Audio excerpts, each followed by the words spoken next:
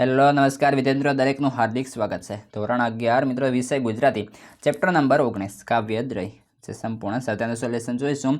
તે પહેલાં ચેનલમાં નવા છો તો ફટાફટ ચેનલને સબસ્ક્રાઇબ કરી લેશો. જેની અંદર પહેલો છે ખીલા, જેના લેખક છે પ્રિયકાંત મણિયાર.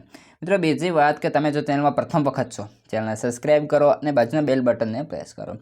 આપણા દરેક વિષયના સાહિત્ય સોલ્યુશન મૂકેલા છે, જેની સંપૂર્ણ લિંક આ વિડીયોના ડિસ્ક્રિપ્શનમાંથી મળી જશે. સાહિત્ય સોલ્યુશન. પ્રશ્ન નંબર 1, નીચેના પ્રશ્નના એક વાક્યમાં ઉત્તર લખવાના છે. પહેલો પ્રશ્ન છે, મેદની શા માટે ભેગી થઈ હશે? જવાબ છે, મેદની ક્રોસ પર ખીલા વડે જડી દીધેલા ઈસુ ખ્રિસ્તને જોવા માટે ભેગી થઈ હશે. પ્રશ્ન 2, વધસ્તંભ પર કોને જડી દેવામાં આવ્યા હતા? વધસ્તંભ પર ઈસુ ખ્રિસ્તને જડી દેવામાં આવ્યા હતા.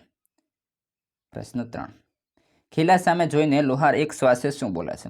ખીલા સામે જોઈને લોહાર એક શ્વાસે બોલે છે કે મેં આ ખીલા તો મકાન બાંધવા માટે કાઢ્યા હતા. અરે, અહીં તો આ ખીલા પર ઈસુ ખ્રિસ્તને જડી દેવાયા. મિત્રો, વિડીયો સારો લાગે છે તો વિડીયોને લાઇક, કોમેન્ટ અને શેર કરી દેશો. પ્રશ્ન 2, નીચેના પ્રશ્નના કુલ 3-4 વાક્યોમાં ઉત્તર લખવાના છે. પહેલો પ્રશ્ન છે, કૌંસમાં આપેલી કાવ્ય પંક્તિ દ્વારા કવિ શું કહેવા માંગે છે? તો કૌંસમાં આપેલી કાવ્ય પંક્તિ દ્વારા કવિ કાવ્યમાં છુપાયેલા ગૂઢ સંદેશને સમજાવે છે.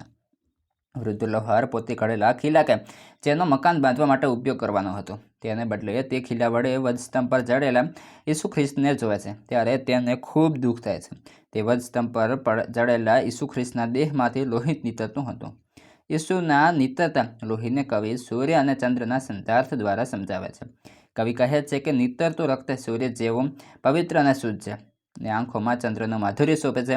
આમ કવિએ સૂર્ય અને ચંદ્રનો ઉલ્લેખ કરીને પંક્તિનો અર્થસભર બનાવી છે. પ્રશ્ન 2, લોહાર શું જુએ છે? એનો હૃદય સી વ્યથા અનુભવે છે? જવાબ છે, વધસ્તંભ પર જડેલા ઈસુને જોવા માટે મેદની એકઠી થઈ છે. મેદની વિખરાતા વૃદ્ધ લોહાર આવે છે અને વધસ્તંભ પર જડેલા ઈસુને જોઈ તેને અત્યંત દુઃખ થાય છે. તે વિચારે છે કે મેં ખીલા મકાન બાંધવા માટે કર્યા હતા અને તેનો આવો ઉપયોગ કોઈ વસ્તુનું સર્જનહાર તેના સદભાવનાથી જે ઘડતો હોય છે, પરંતુ જો તેનો દુરુપયોગ કરવામાં આવે તો તે ભાંગી પડતો હોય છે. એવું જ કંઈક અહીં લોહાર સાથે થાય છે.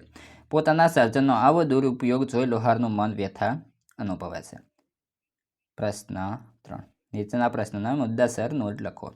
પહેલો પ્રશ્ન છે, ખીલા કાવ્યનો કેન્દ્રવર્તી વિચાર સ્પષ્ટ કરો. ખીલા કાવ્યમાં ઈસુ ખ્રિસ્તને વધસ્તંભ સાથે ખીલા વડે જડી દેવાનો પ્રસંગ અને તેના પરથી વૃદ્ધ લોહારને જડી વ્યથાનું વર્ણન છે. આ કાર્ય અવિચારી ટોળા દ્વારા કરવામાં આવ્યું હતું. આ ધર્મ કૃત્ય જોવા માટે મોટી મેદની ભેગી થઈ હતી. મેદની વિખરાતા એક વૃદ્ધ લોહાર આવે છે અને પોતા દ્વારા ઘડાયેલા ખીલાઓમાં ઈસુ ખ્રિસ્તને વધસ્તંભ પર જડેલા જોઈને તેને અત્યંત દુઃખ થાય છે. તેને દુઃખ એ વાતનું છે કે પોતે સદભાવનાથી ખીલા ઘડ્યા હતા અને એનો આવો અધર્મ કાર્યમાં ઉપયોગ કરવામાં આવ્યો છે. કોઈ વસ્તુનો સર્જનહાર તેને સદભાવનાથી જ ઘડતો હોય છે, પરંતુ જો તેનો દુરુપયોગ કરવામાં આવે તો તે ભાંગી પડતો હોય છે. એવું જ કંઈક અહીં લોહાર સાથે થાય છે. પોતાના સર્જનનો આવો દુરુપયોગ જોઈ લોહારનું મન વ્યથા અનુભવે છે. લોહાર ઈસુના દેહ પરથી નીતરતા લોહીને નિહાળી રહ્યો છે. ઈસુના દેહ પરથી નીતરતું લોહીને કવિ સૂર્ય જેવું પવિત્ર અને શુદ્ધ લાગે છે અને તેમની આંખો ચંદ્રની શીતળતા માધુર્યથી શોભે છે. આમ ખીલા કાવ્યનો કેન્દ્રવર્તી વિચાર એ છે કે સંસારમાં કોઈ વસ્તુનું સર્જન તો સારી અને પવિત્ર ભાવનાથી કરવામાં આવ્યું હોય, પરંતુ જો તેને કોઈ અધર્મ કાર્યમાં ઉપયોગ કરવામાં આવે તો એ વસ્તુના સર્જનહારને અત્યંત વ્યથા થાય છે અને દુઃખ પહોંચે છે. મિત્રો, આ હતું સોલ્યુશન. આગળના ચેપ્ટરનું અથવા અન્ય વિષયનું સોલ્યુશન આ વિડીયો ડિસ્ક્રિપ્શનમાંથી મળી જશે.